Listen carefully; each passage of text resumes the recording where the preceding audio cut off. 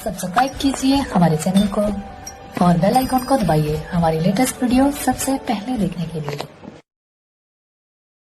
पाने का, सतलोक में जाने का, परम शांति प्राप्त करने का केवल एक ओम तत्सत, ये 3 अक्षर का मंत्र है।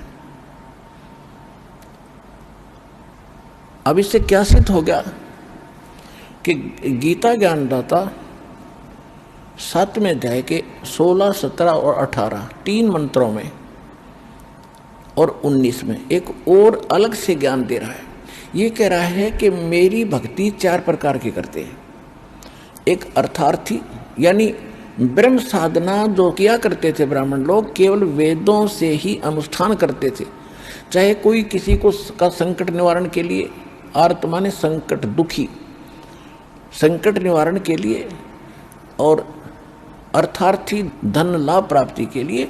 जैसे आजकल कोई अन्य मंत्रों से कोई अनुष्ठान करता है, ऐसे नहीं करते थे, वो केवल वेद मंत्रों से ही किया करते थे। और जिज्ञासु वो होता है जो परमात्मा पाने के लिए घर से निकला, वैराग्य हो गया, संन्यास ले लिया, जैसे भी उसने गुरु मिले उनसे ज्ञान ग्रहण करके वो वक्ता बन गया और दुनिया में प्रसिद्ध हो गया उस खिचड़ी ज्ञान से। ये महर्षि दानंद कैसे न कक्का पता नहीं था, महर्षि पाक गए।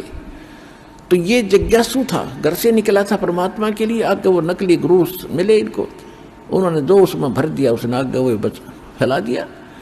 तो ये कहता तीसरे जो जिज्ञासु, अर्थार्थी और जिज्ञासु, ये रिजेक्ट कर दिया कि नहीं ये भक्त नहीं है। चौथा ज्ञानी बताया है कि ज्ञानी मुझे अच्छा लगता है, ज्ञानी को मैं अच्छा लगता हूँ। ज्ञानी किसे कहते हैं?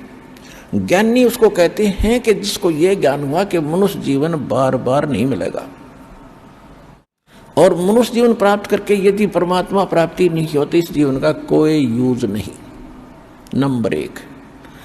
नंबर 2, एक तो मनुष्य जीवन बार बार नहीं मिलेगा, और दूसरा मनुष्य जीवन प्राप्त करके यानी मोक्ष नहीं हुआ तो इसका कोई फायदा नहीं इस मिट्टी का।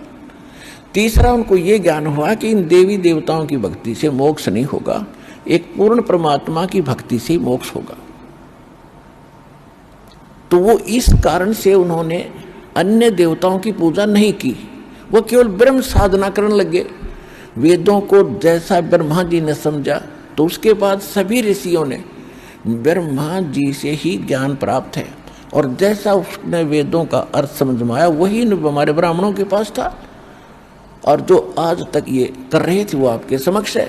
ये केवल जो ब्रह्म के साधक थे वो केवल ओम जाप करते थे और कुछ नहीं। इन ब्राह्मणों को ये समझ में नहीं आया कि ये तो और भी बता रहा है कि वो परमात्मा कोई और है, उसकी जानकारी कोई संत रखता है, तत्वदर्शी संत रखता है, और वो ज्ञान वो है जो भगवान खुद आकर अपने मुख कमल से बताता है। वो सच्चिदानंद घन ब्रह्म की वाणी है, वो परमात्मा की वाणी है, उसके मुख से उच्चरित है। और यही चारों वेद प्रमाणित करते हैं।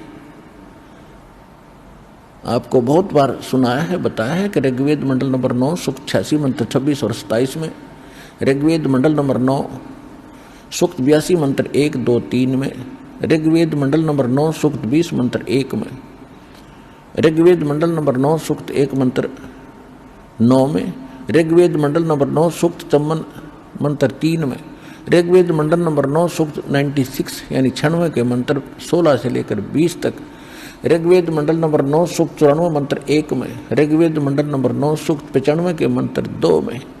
इसका संक्षिप्त सारांश दास बता देता है कि परमात्मा ऊपर के लोक में रहता है, उसके सतलोक में, और वहाँ मनुष्य के राजा के समान, जैसे राजा सिंहासन पर विराजमान होता है, सिर पर मुकुट धारण करके ऐसे बैठा है, वहाँ से गति करके आता है इस लोक में, अच्छी आत्माओं को मिलता है और उनको तत्व ज्ञान देता है। और वो परमात्मा इस पृथ्वी पर घूम अपने मुख से बोलकर, ऋग्वेद मंडल नंबर 9 सूक्त 94 के मंत्र 1 में यहाँ तक लिखा है कि वो कवियों की तरह आचरण करता हुआ घूमता फिरता है, तत्व ज्ञान का प्रचार करता है।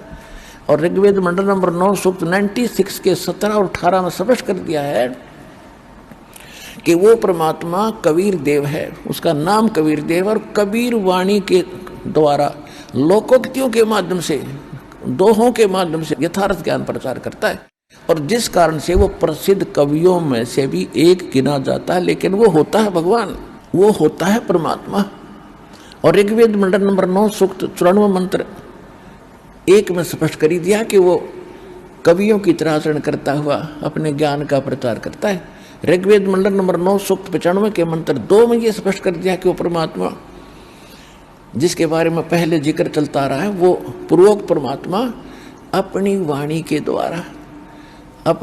के द्वारा बोल बोल कर यथार्थ ज्ञान सुनाता है।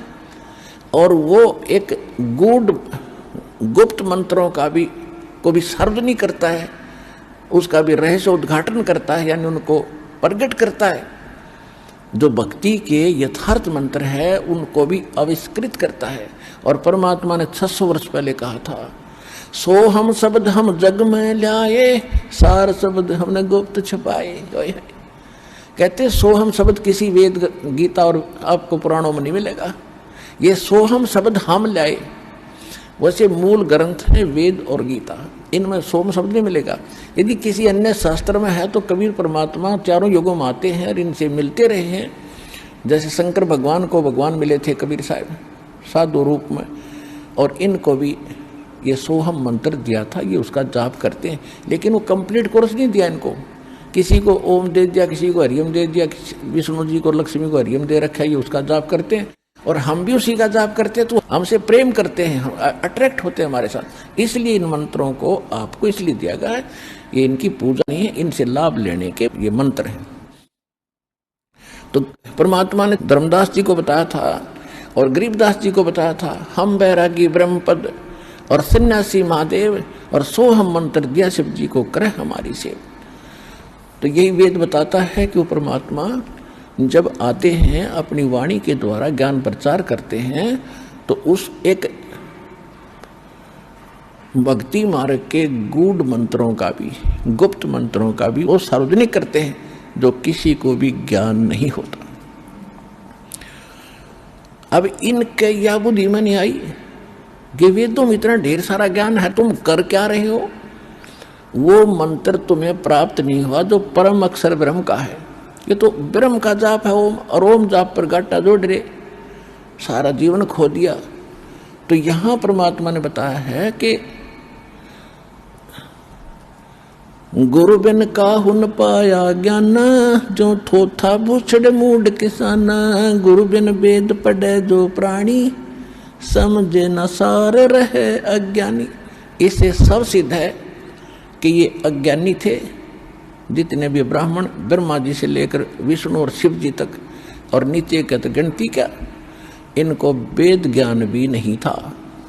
उसमें किसकी भक्ति बता रखी है? स्वयं परमात्मा ने आकर ये ज्ञान दिया है, और यह इस दास के ऊपर प्रजा की है।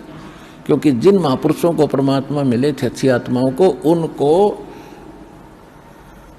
मना कर दिया था, उनको प्रतिज्ञा दिला दी थी कि अभी इन मंत्रों को किसी को सार्वजनिक ना करना, नहीं तो बिचली पीढ़ी जो मैंने पार करना सभी संसार को।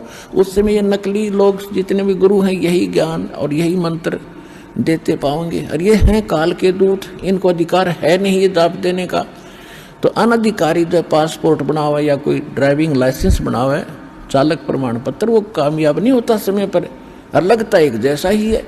तो परमात्मा ने इसलिए आंख में चौनी करके इस समय तक इस ज्ञान और इस समाधान को गुप्त रखना था, और अब सार्वजनिक करने का आदेश दास को हो चुका है। अब ये कर रहा है, और तो आप समझ रहे हो, आपका कल्याण हो जाएगा।